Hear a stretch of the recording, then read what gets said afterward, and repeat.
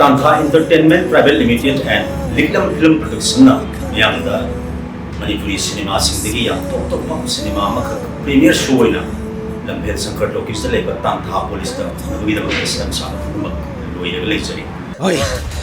Ay! Diego! Diego! Ay lagi!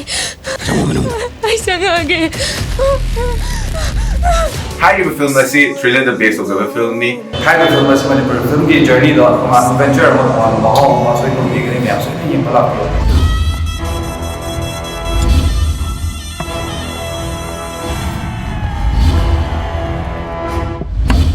Ano ba sa higi January tarik mga nung tilpung ama pung ahong pung mga mayam sulapiyo ako mayam pun na pamagang tangyang tukminasi. Masih film masih totopa mahau ma legani na yung wakal kanjay. May apo na magsulapiyo isa sa bunong sibiyo hawalay iba mo na tawja iba se ako gi film ako gi art se mak ba mo na ko na kalay tani mo gumapong sombisi. Isa!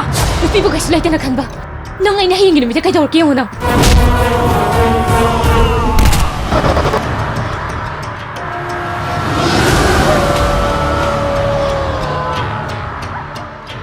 Yai Puba Psycho Lagliba January gitang mga da TANTHA police ko tam jagani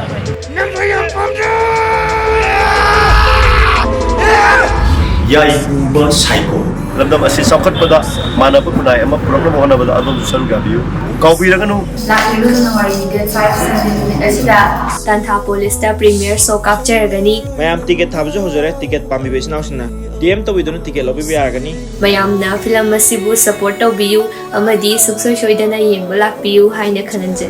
Happy birthday to you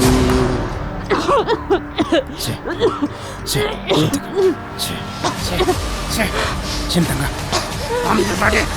Ha, pade pami benang. Yai siba wai tok tabani